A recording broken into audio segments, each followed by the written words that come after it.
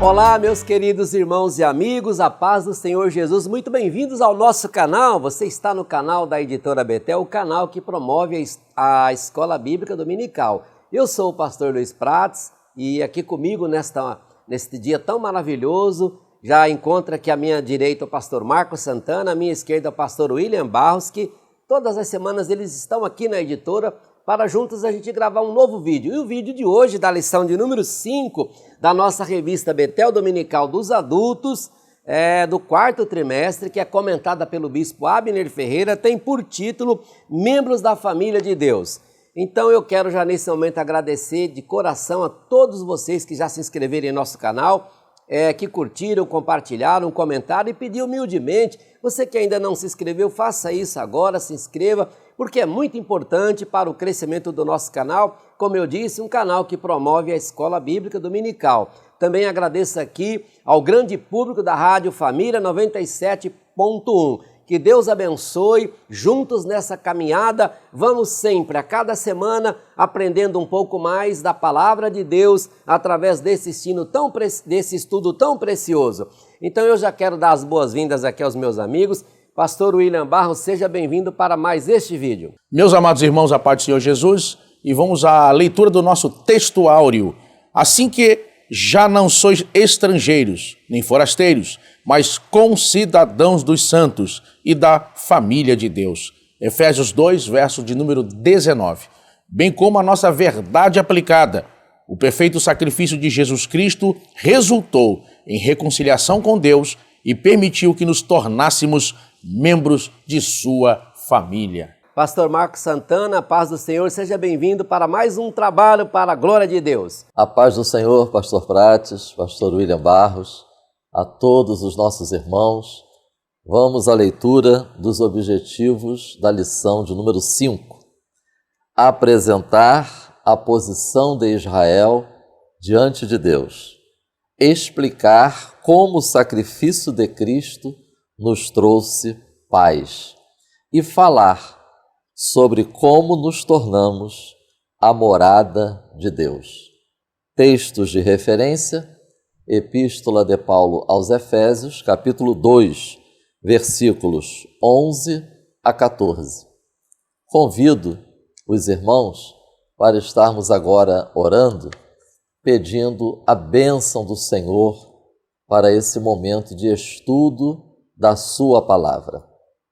Bendito e eterno Deus, nosso Pai celestial, Senhor do céu e da terra, graças te damos por podermos estar ocupados, envolvidos com o estudo da tua palavra. Pedimos que o teu Espírito nos conduza e nos inspire, que este estudo produza em cada um de nós fortalecimento, renovação, aperfeiçoamento para a edificação da igreja e para a glória do Senhor, até que Cristo venha. Em nome de Jesus. Amém.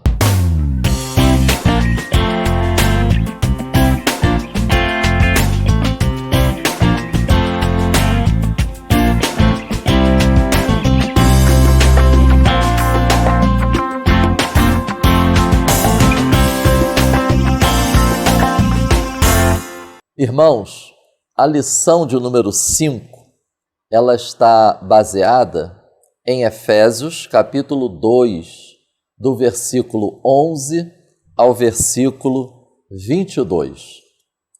Nós podemos introduzir a exposição desta lição a título de sugestão, destacando alguns versículos dos capítulos 1 e 2 desta epístola que apontam, que enfocam a dimensão coletiva da vida regenerada.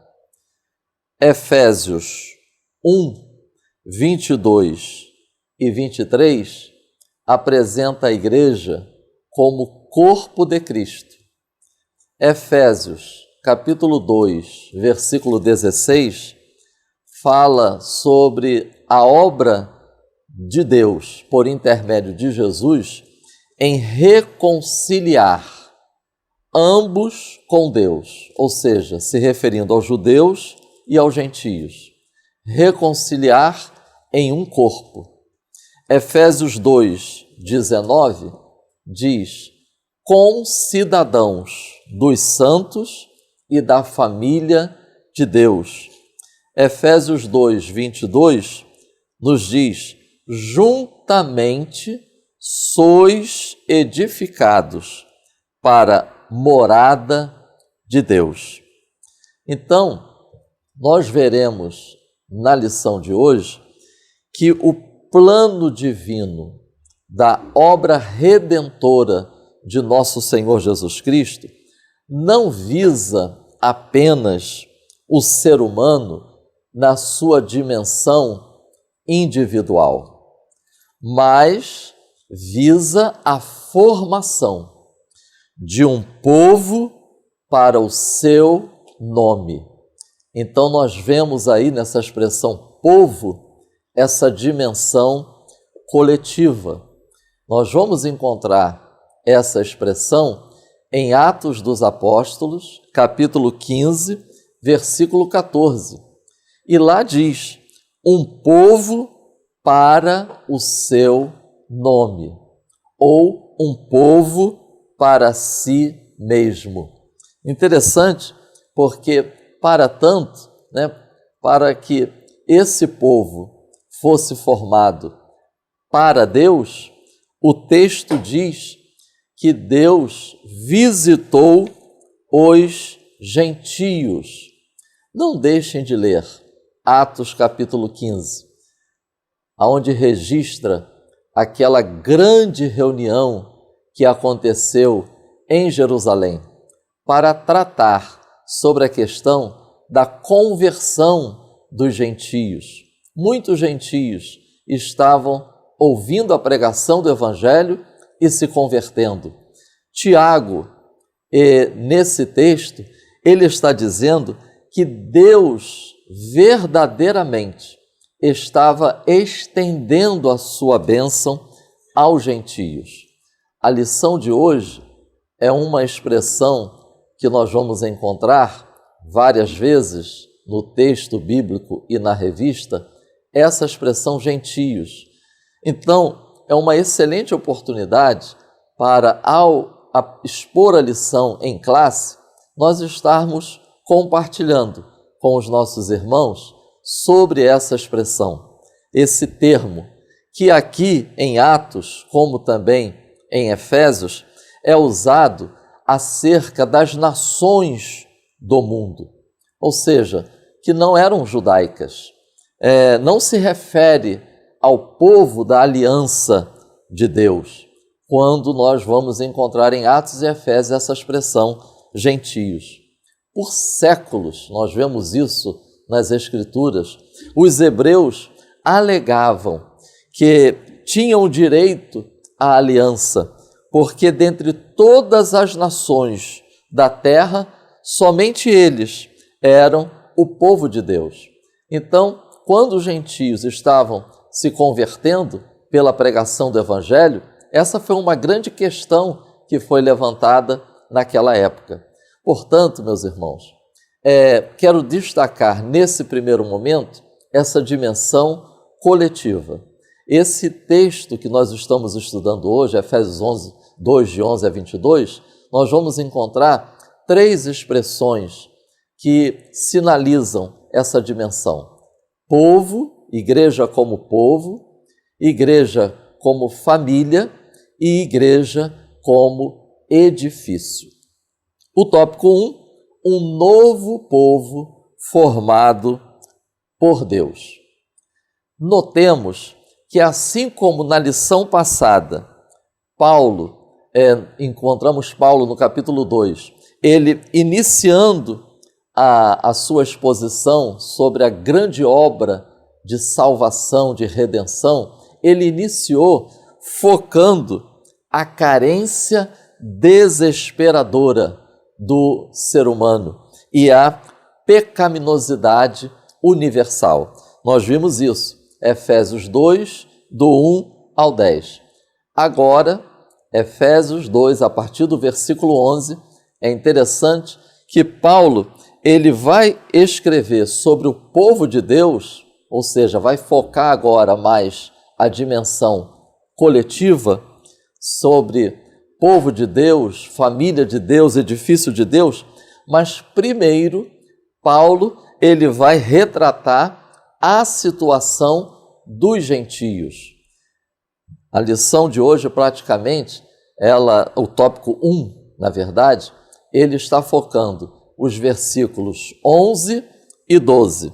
E nós vamos encontrar nesses dois versículos estas expressões se referindo aos gentios, chamados incircuncisão, sem Cristo, separados da comunidade de Israel, estranhos aos concertos da promessa, sem esperança e sem Deus. Nós vamos verificar com essas expressões usadas por Paulo, se referindo aos gentios, que verdadeiramente era uma situação desesperadora. São expressões fortes. Professores e alunos, sugiro a leitura destes textos que nos ajudam a compreender essa relação entre judeus e gentios, principalmente no contexto da igreja da época do Novo Testamento. Atos dos Apóstolos, capítulo 15, do versículo 1 ao versículo 29, como eu tinha dito anteriormente, foi a grande reunião que aconteceu em Jerusalém para tratar dessa questão. Os gentios estavam se convertendo e os judeus, alguns judeus, levantaram essa questão: como nós vamos recebê-los na igreja se eles não são judeus? Gálatas, capítulo 3, versículos 26 a 29, capítulo 5, do versículo 2 ao versículo 6 e capítulo 6, do versículo 12 ao versículo 15. Na verdade, o ideal é que todos estejamos bem familiarizados com o assunto da Epístola aos Gálatas. A expressão chamados incircuncisão.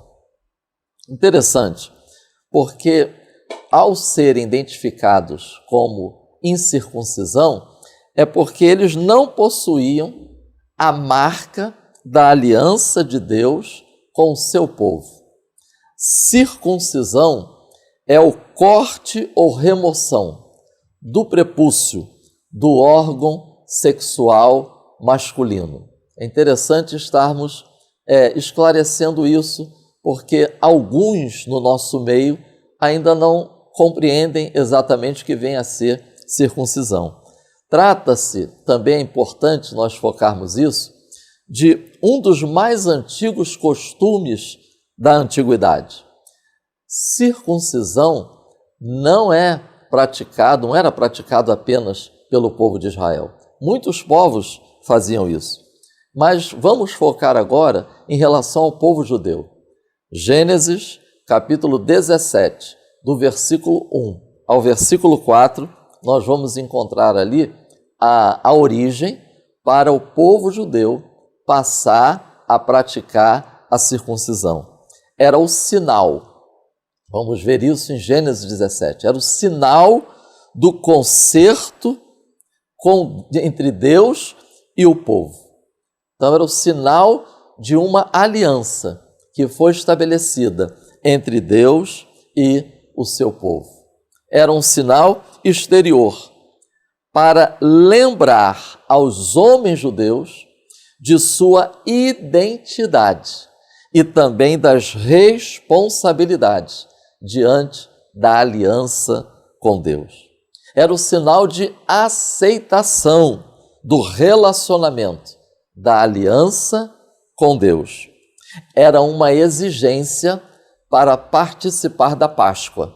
Isso nós vamos encontrar em Êxodo, capítulo 12, versículo 48. E também vamos ler também Lucas, capítulo 2, versículo 21, onde nós encontramos Jesus e a circuncisão. Outra expressão que nós encontramos em Efésios é que os gentios eram sem Cristo. Note que Paulo diz, naquele tempo estáveis sem Cristo, antes da regeneração, antes da conversão, não conheciam a Cristo como Messias, a sua obra redentora, desconheciam que Jesus Cristo é o Cordeiro de Deus que tira o pecado do mundo. Desconheciam que Jesus Cristo veio para morrer na cruz pelos nossos pecados. Desconheciam a obra de salvação. Que tremenda tragédia! É um povo, é uma pessoa viver sem Cristo.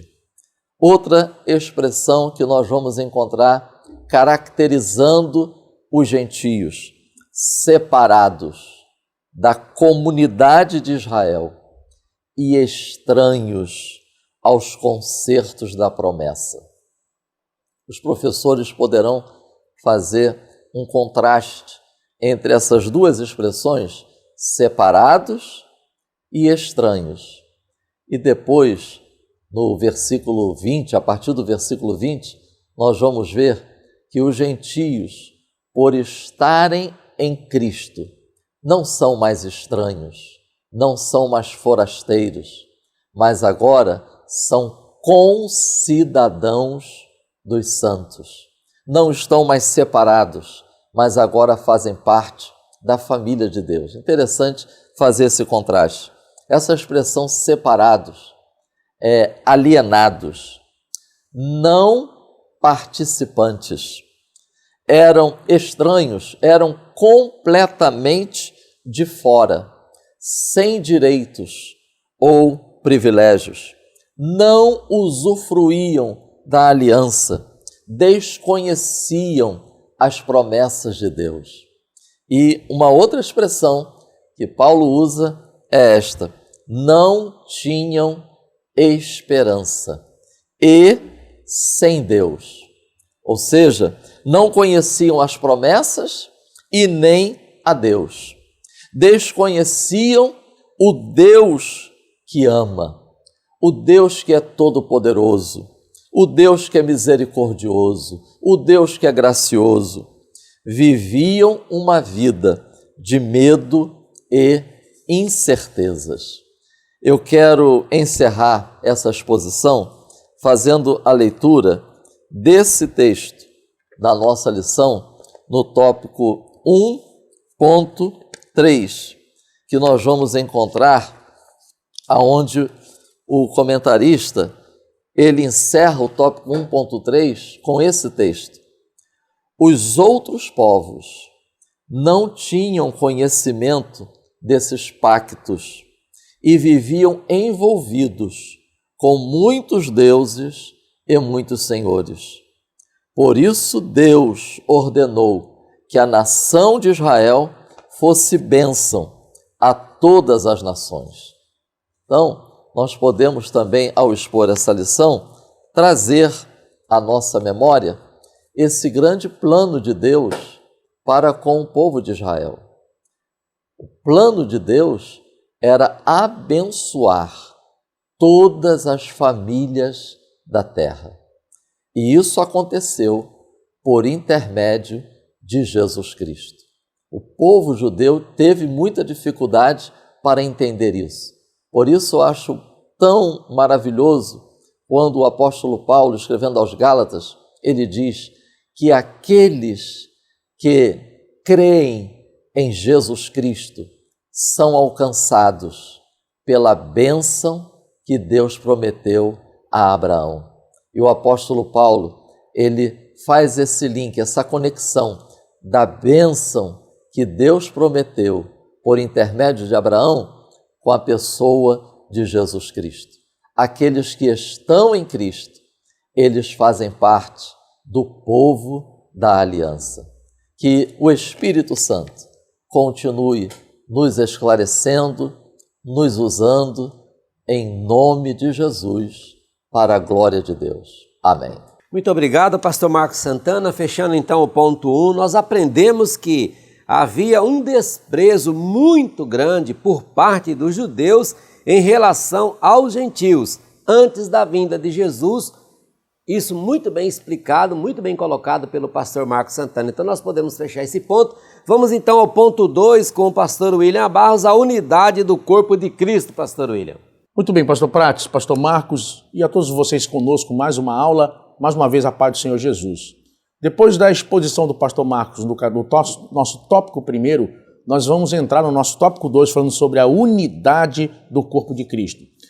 Num elo de ligação entre o tópico anterior e esse novo tópico agora, o tópico 2, o bispo Abner vai nos mostrar aqui a grandeza da unidade de Cristo em face das alianças, da aliança do povo de Israel com Deus. E no nosso caso agora, a nova aliança em Cristo Jesus. Eu preciso lembrar a professores e alunos, diante de tudo que o pastor Marcos trouxe aqui, um ponto interessante, que é o quê? A gente enxergar essa fase incipiente da igreja pela ótica de alguém vivendo naquele tempo. Não deve ter sido tarefa muito fácil. Imagine, no seu início, a maioria dos cristãos era constituída de judeus, e aos poucos os gentios, aqueles que não eram judeus, vieram se convertendo. E nessa fase inicial, eles não dispunham de aulas como temos agora, não tinham livros escritos sobre todos os assuntos, o Novo Testamento não existia ainda, e deve ter sido muito difícil para os primeiros convertidos essa ideia da Trindade, por exemplo. Eles cresceram com a ideia, por exemplo, do Pai, e agora tem Jesus, e agora vem o Espírito Santo.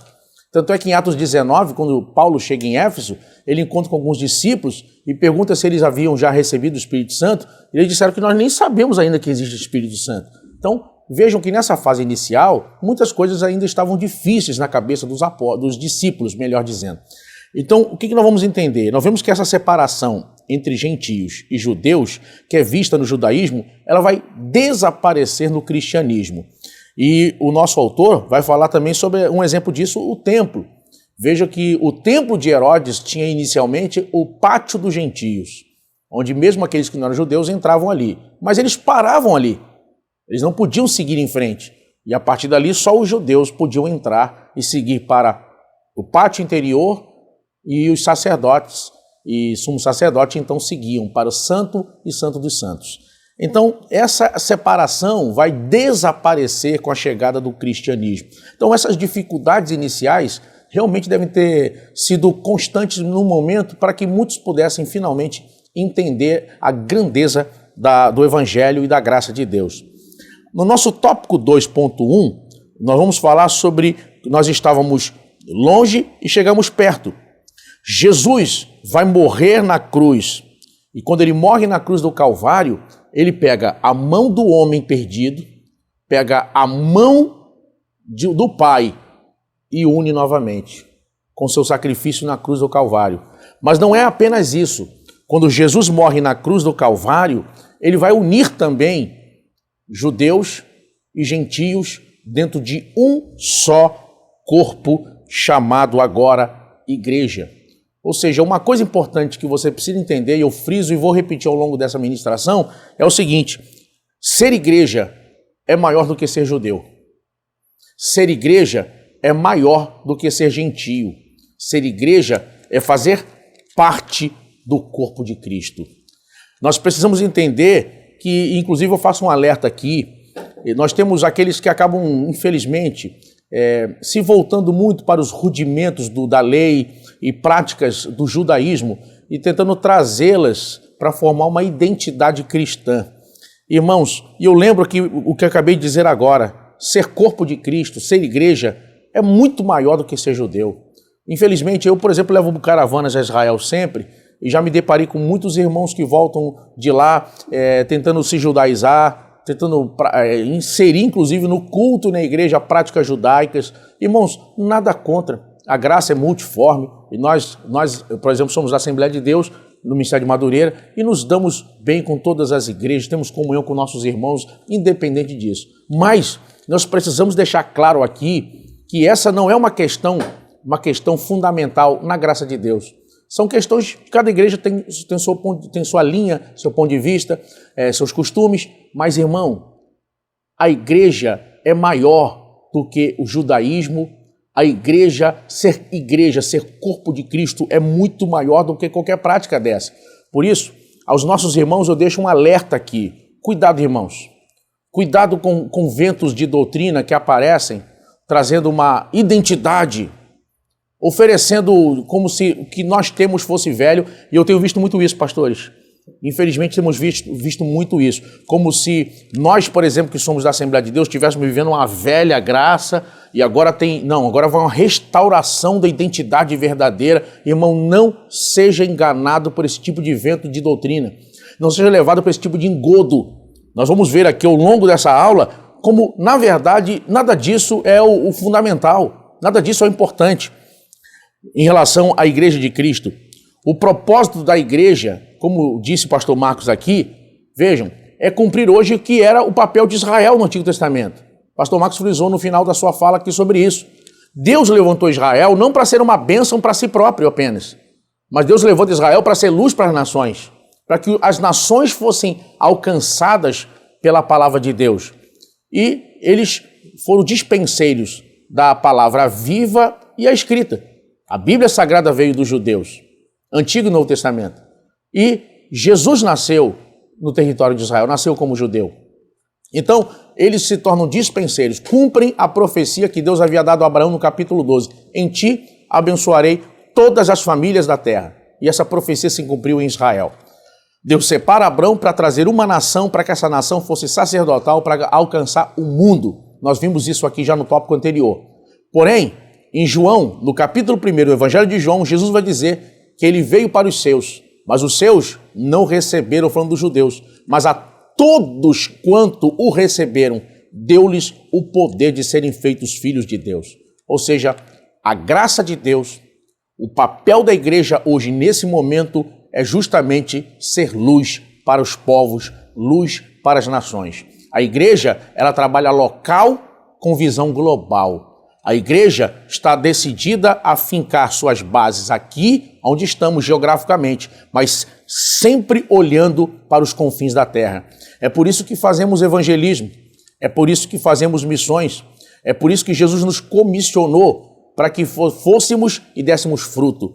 Nos comissionou para que evangelizássemos. E deixando tão claro a urgência dessa tarefa, ele disse que os campos estão brancos para a ceifa. Essa tarefa não é uma tarefa apenas minha, ou de pregadores, ou cantores, ou obreiros. Essa tarefa é sua. Você precisa também ser um ganhador de almas nesse tempo. Precisa ganhar almas para Jesus. Eu lhe pergunto, quem você levou para a igreja como visitante no último domingo? Quem você ganhou para Jesus ao longo de 2021? E eu pergunto, esse ano vai terminar sem você ganhar uma alma para Jesus? Não há ninguém no seu trabalho, não há ninguém no seu colégio, no seu curso, na sua vizinhança, no seu bairro, na sua família, na sua parentela. Não há ninguém que precise de Jesus? O nosso tópico 2.2 vai nos mostrar também, em relação a tudo isso, vai nos mostrar que estávamos sem reconciliação e alcançamos a paz. Então, ele vai nos mostrar isso aqui e, novamente, ele frisa a questão do papel da igreja e em relação a unir e trazer junto a igreja constituída de judeus e gentios. E eu queria, inclusive, tocar num ponto aqui muito importante. Muitos irmãos acabam tendo uma dúvida, e uma dúvida que acaba, muitas vezes, levando pessoas a fazerem colocações ou perguntas até que aparece que não há resposta em muitos momentos. Eu, por exemplo, eu já vi várias pessoas que fazem caravana, que viajam com a gente para Israel, e quando vão a Israel, falam assim para mim, poxa, mas que bom que a gente vê Israel desse jeito, essas pessoas já são salvas. Muitas pessoas já disseram isso para mim, eles são judeus, então já são salvos. Irmãos, tome cuidado com uma coisa, Jesus vai dizer que ele é o único caminho, a porta de salvação é Jesus. Ou seja, ninguém é salvo porque é judeu. Ninguém é salvo porque diz ser cristão. A pessoa é salva porque teve um encontro verdadeiro com Jesus, foi transformado pelo poder do Evangelho numa nova criatura, as coisas velhas se passaram, tudo se fez novo e está vivendo em novidade de vida, aguardando o arrebatamento da igreja. Essa é a realidade do salvo. Se uma pessoa é salva sem Jesus porque é judeu, então Jesus já não é o único caminho de salvação. Veja que o Evangelho deve ser anunciado, Jesus havia dado o plano de curso, ser testemunha dele em Jerusalém, Judéia, Samaria e até os confins da terra. Ou seja, ele mandou pregar também para os judeus, para que os judeus também se convertessem. Paulo chegou a dizer, acredito com lágrimas, dizer, eu queria ser anátema pelo meu povo, se meu povo pudesse se converter. Então, o propósito de Deus é que os judeus se convertessem. Então, Deus tem uma promessa com a nação. Deus tem uma aliança com a nação e uma promessa que se cumprirá no tempo apropriado. Porém, quem hoje vive em Israel ou fora de Israel sob o judaísmo precisa se converter. Precisa entregar a sua vida a Jesus como seu Salvador e Senhor, como vários judeus ao longo da história o fizeram. Eu lembro daquele autor, acho que falamos até sobre ele semana passada, judeu muito conhecido nos nossos livros de teologia, Meir Pirman. Ele foi um judeu que se converteu na década de 20 e ele diz o seguinte, viu uma placa na porta de uma igreja dizendo assim, entre, ore e descanse. E ele disse que é isso que eu estou buscando para a minha vida, descanso. Entrou, sentou e ali teve um encontro verdadeiro com o Messias, com Jesus. Irmão, de que adianta falar algumas palavras em hebraico?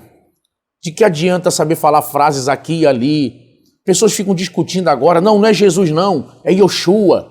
Não se falar Jesus, está errado, isso é romanismo. Irmãos, até hoje, demônios saíram quando alguém disse, sai em nome de Jesus.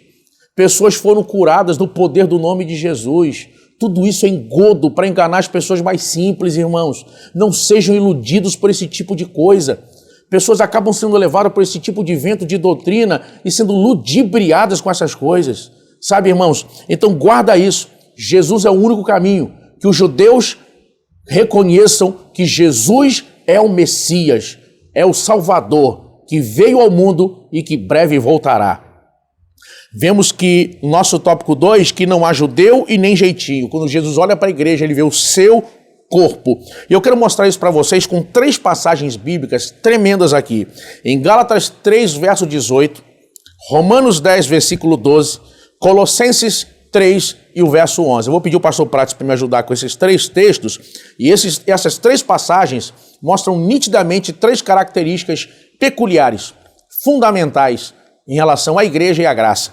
Porque se a herança provém da lei, já não provém da promessa, mas Deus, pela promessa, a deu gratuitamente a Abraão. Porquanto não há diferença entre judeu e grego, porque um mesmo é o Senhor de todos, rico para com todos os que o invocam.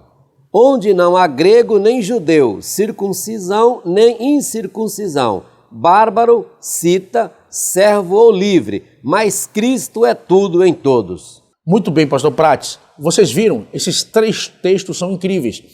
Em Gálatas 3,18 vai nos mostrar que somos um em Cristo. Judeus, gentios, todos somos vistos por Deus como corpo de Cristo, iguais. Romanos 10, versículo 12, vai mostrar que ele igualmente ouve a todos que estão no seu corpo, sejam judeus ou sejam gentios.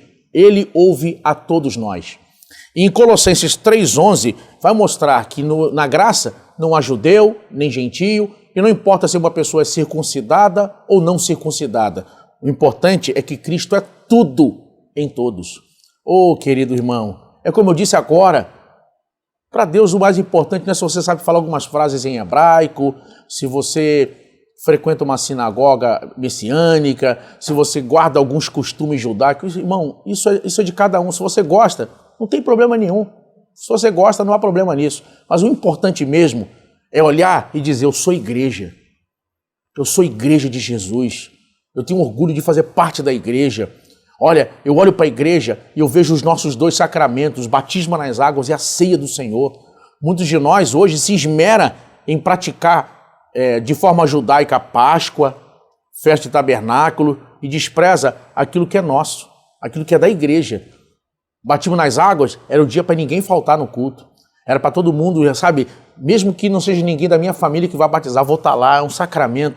Olha, eu lembro do meu batismo, eu vou estar lá, é uma emoção poder aplaudir aquele irmão que vai descer as águas, sabe, estar junto ali. Às vezes uma pessoa nem tem alguém da família com ele, mas tá sozinho? Não, tá sozinho não. Vou filmar você aqui, vou tirar foto sua. Sabe, a pessoa se sentir apoiada naquele dia, é o nosso sacramento. A ceia do Senhor, irmãos, alguns tornaram a Santa Ceia de forma tão prática, tão rotineira, que é como se fosse uma coisa comum. A Santa Ceia, irmão, aquele dia para você parar e dizer assim, Senhor, onde estaria agora se não fosse a tua graça? De levar lenço, de chorar, pegar o pão e o cálice e lembrar que foi na cruz, onde um dia eu vi os meus pecados carregados em Jesus.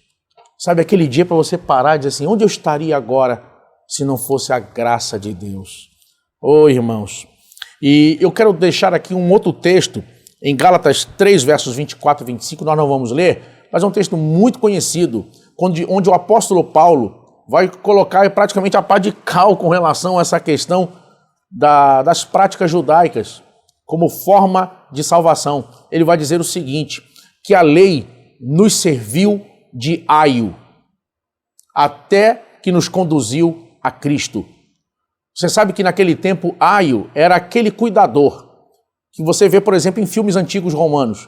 Mostra aquele senhor que cuida, que ensina, que cuida daquela pessoa, aquele garoto, por exemplo, até que finalmente o pai chega, ou seja, ele está ali com ele, servindo, cuidando, dando toda a atenção para que ele possa estar bem. Irmão, a lei fez esse papel. A lei é o mordomo, é o cuidador, melhor dizendo, que nos conduziu até que veio a graça, até que veio Jesus e morreu na cruz do Calvário e ressuscitou dos mortos. Sabe, irmãos, deixar a graça e voltar às práticas da lei, olhar para o judaísmo como se o judaísmo fosse maior que ser igreja, é deixar o pai verdadeiro e voltar para o aio, para o cuidador, é fazer o caminho regresso, é cair da graça. Então, irmãos, de forma alguma falo isso no sentido de que somos contra judeus, não de forma alguma, irmãos. Eu faço caravanas todo ano para Israel, eu amo Israel, eu choro toda vez que piso lá. Quando chego lá com a minha caravana, nós ofertamos lá em quem faz a obra de Deus lá, porque enxergamos Israel não só como solo de profecias, como a terra de Jesus, não, nós enxergamos Israel também como campo missionário. Eu ajudo, por exemplo, a evangelizar pessoas em Israel. Então nós amamos aquele povo, nós amamos Israel. Mas, irmão, eu tenho orgulho de dizer para cada pessoa que está aqui dentro desse estúdio, para você que está assistindo essa aula, eu tenho alegria de dizer, eu sou igreja. Eu sou igreja de Jesus, faço parte da igreja do corpo de Cristo. E eu termino aqui essa fala só introduzindo o nosso tópico 3, que vai falar sobre o edifício de Deus. Na introdução, nosso autor vai mostrar para nós, o bispo Abner, que nós somos edifício de Deus. Nós já vimos na Bíblia, por exemplo, que somos lavoura de Deus, casa de Deus, corpo de Cristo, templo do Espírito Santo, mas ele vai usar aqui o título de edifício de Deus. E eu quero aproveitar e lembrar os irmãos o seguinte, eu deixo essa deixa aqui só para o pastor Marcos no nosso tópico 3 e lembrar o seguinte, nosso tópico 3.1 vai mostrar os fundamentos dos apóstolos e profetas, ou seja, Jesus é esse fundamento. Nele somos um só corpo, nele estamos firmados, ou seja, a identidade da igreja não está baseada em ritos judaicos, a identidade da igreja está baseada no cabeça da igreja, Jesus. Devemos parecer com Jesus, devemos andar como Jesus, devemos ter ele como nosso modelo e referência maior, Jesus, Jesus, Jesus. E eu lembro aqui que quando falamos de edifício, nós lembramos de construção. E eu finalizo lembrando a vocês que a Bíblia também diz que aquele que fala línguas edifica-se a si mesmo. Ou seja, no grego, a palavra é construção perfeita. Você já falou em línguas hoje? Você já foi batizado com o Espírito Santo? Se não foi, busque o mais rápido possível esse revestimento. E se já foi, não fique um dia sem orar em línguas. O dom de línguas é o dom da edificação pessoal. Que Deus vos abençoe em nome de Jesus. Muito bem, pastor William, fechando brilhantemente o ponto 2 aí, já introduzindo o ponto 3. Nós vimos aqui nesse ponto 2 que na cruz Jesus promoveu a reconciliação entre judeus e gentios. Portanto, agora em Cristo, meus amados, já não existe mais nenhuma separação. Perante Deus somos todos iguais. Glória a Deus por isso. Então vamos ao ponto 3, pastor Marcos Santana, com as suas considerações e conclusão sobre o edifício de Deus. Muito obrigado, pastor Prates. O edifício de Deus. O tópico 3 está baseado no capítulo 2, versículos 20 a 22. E está pontuando 3 aspectos. É a questão do fundamento, da posição e do propósito. Como eu pontuei na introdução da lição, a questão da importância de aproveitarmos o estudo deste domingo para enfatizarmos sobre o aspecto da dimensão coletiva da vida do discípulo de Cristo. A título de contribuição, eu trago um texto que foi escrito por John Stott. Nossa tendência é proclamar a salvação individual, sem enfatizar a integração na comunidade dos salvos. Ou seja, irmãos, não apenas enfatizarmos a nova vida, mas aproveitarmos para enfatizarmos a nova sociedade. Um texto que muito nos ajuda a vermos a importância da dimensão coletiva é Atos dos Apóstolos, capítulo 2, a partir do versículo 42. E lá nós vamos encontrar as principais características da vida dos primeiros membros da Igreja Apostólica. E nós vamos ver a ênfase que é dada à questão da comunhão, de estar juntos. Então, irmãos, nesse tópico, nós vamos verificar um detalhe interessante. Os gentios que não podiam andar com liberdade nas instalações do templo em Jerusalém, tinham muitas restrições, não podiam ter acesso a todos os compartimentos, agora eles formam o próprio templo. Eles fazem parte deste edifício para a morada de Deus. Segundo aspecto que eu quero destacar é sobre o fundamento dos apóstolos e dos profetas. Jesus Cristo é a principal pedra. Que fundamento? Em que consiste esse fundamento dos apóstolos e dos profetas? Um texto que nos ajuda nessa reflexão é Efésios, capítulo 3, versículo 5. Lá diz que é a revelação de Cristo aos apóstolos e profetas. Então, nós podemos dizer que esse fundamento é a doutrina dos apóstolos, que Atos 2 disse, perseveravam na doutrina dos apóstolos. Efésios 3:5 fala da revelação de Cristo aos apóstolos e profetas.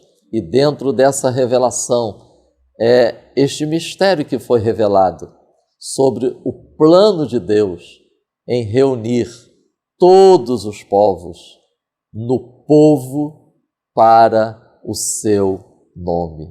Eu quero aqui também aproveitar e fazer uma conexão da importância da palavra de Deus, da doutrina, do ensino bíblico, considerando que neste domingo são 504 anos da Reforma Protestante. E um dos pilares da Reforma Protestante é somente as Escrituras. Aí está o fundamento. E as Escrituras testificam de Cristo, a rocha da nossa salvação. Somente Cristo. E outro aspecto a destacar desse tópico: nós, gentios, judeus, os convertidos, os que nasceram de novo, os que fazem parte do corpo de Cristo, são como pedras vivas. O verdadeiro lugar e a utilidade de cada pedra neste edifício de Deus, somente a importância, a utilidade, ao devido lugar, estando em Cristo. Não deixem de ler 1 de Pedro, capítulo 2, versículo 4. Antes de Pedro falar dos crentes como pedras vivas, primeiro ele diz: chegando-vos para Ele. E aí o versículo 5 fala: vós como pedras vivas. Colossenses, capítulo 2, versículo 7. Sobre-edificados nele. Agora, também é importante um alerta contra o individualismo, contra a espiritualidade isolada. O estudo acerca da igreja como edifício é um antídoto, é um alerta sobre a tendência de uma pessoa que se diz ser discípula de Cristo, mas não faz parte de uma igreja local, não está sendo pastoreada, não está perseverando na comunhão, no partir do pão, nas orações.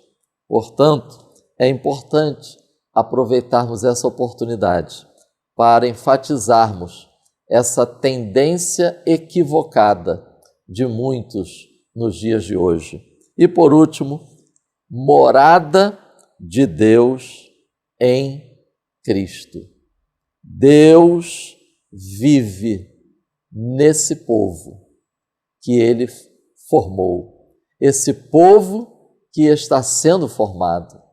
Deus vive nesse povo que faz parte do plano de Deus desde antes da fundação do mundo. 1 aos Coríntios, capítulo 6, versículo 19. Vamos encontrar o corpo do cristão como templo, morada do Espírito Santo. É a dimensão individual. 1 aos Coríntios, capítulo 3, versículo 16, ali Paulo já está se referindo à igreja de Corinto, portanto, a dimensão da igreja local. E Efésios, capítulo 2, versículos 21 e 22, quando Paulo está expondo a união dos judeus e gentios que estão em Cristo, nós podemos dizer que está focando a dimensão da igreja universal. Vamos estar agora fazendo aqui a leitura do último parágrafo do tópico 3.3 da nossa lição. Tal verdade revelada, ou seja, que somos templo do Espírito Santo, deve despertar-nos para o fato de que não devemos pensar acerca de nós mesmos como independentes, como se tivéssemos plenos direitos sobre o que fazer com o nosso corpo, como muitos gostam de expressar. Cuidado com esse pensamento de que cada um faz o que quiser, o corpo é da pessoa, ela escolhe, ela decide. para aqueles que pertencem ao Senhor Jesus Cristo, aqueles que são discípulos de Cristo, aqueles que fazem parte do povo de Deus. Biblicamente, nós não podemos viver segundo esse pensamento, porque a própria Bíblia diz que vós não sois de vós mesmos, porque fomos comprados e resgatados pelo sangue de Jesus. Pertencemos a Deus e o nosso corpo é templo do Espírito Santo. Que Deus continue nos abençoando e nos guardando em Cristo Jesus, até que Ele venha. Amém. Muito obrigado, pastor Marcos Santana, de novo fechando aí brilhantemente aqui a nossa lição, com seus comentários aqui no ponto 3. Nós podemos dizer que nós aprendemos que já não somos mais estrangeiros em terra distante. Cristo nos tornou cidadãos de seu reino e membros da família de Deus. E assim nós concluímos esse vídeo. Olha, muito obrigado a você que continuou conosco até agora. Mais uma vez eu te peço gentilmente, se ainda não se inscreveu, inscreva em nosso canal. Querendo o bom Deus, na semana que vem estaremos de volta para estudarmos a lição de número 6, a revelação do mistério chamado Igreja. E assim nós concluímos com uma oração. Vou pedir ao pastor William Barros para orar. Junte-se a nós nessa palavra de oração em gratidão a Deus e querendo o bom Deus, então até o próximo vídeo em Cristo Jesus. Queridos, antes de orarmos, eu quero fazer só um convite aqui muito especial para você. Nós estaremos neste final de semana, a nossa aula sempre vai ao ar na sexta, no sábado e no domingo, dia 30 e 31, agora de outubro, último final de semana, nós estaremos no sábado à noite e no domingo de manhã na cidade de Italva, na sede do Ministério de Madureira. Nós estaremos junto com o pastor Valmir Braz, ministrando uma escola bíblica. Você é nosso convidado, você é da região aí, vamos lá para Italva, vai lá, procura a gente lá no final, olha, eu assisto às aulas, vai lá dar um abraço na gente. E no domingo à noite nós estaremos ali pertinho, uns 40 quilômetros dali, em Cambuci, com o querido pastor Ademir Vieira. Você da região, não fique de fora. Vamos todo mundo lá, tanto para Italva como para Cambuci, tá bom? Deus abençoe. Um grande abraço ao pastor ao Valmir Braz e ao pastor Ademir. Deus abençoe a todos vocês. Vamos orar. Querido Deus, te agradecemos por essa aula, por mais uma aula, e, ó Deus, na certeza que ela edificará muitos corações. Nos guarda, nos livra e nos protege. E que possamos, ó Deus, olhar para a igreja e termos alegria e edificação. Nosso consolo é saber que Tu és a cabeça e nós somos o corpo, guiados, dirigidos, recebendo vida e saúde de Ti. Nós oramos em nome de Jesus. Amém. Editora Betel, edificando a casa de Deus.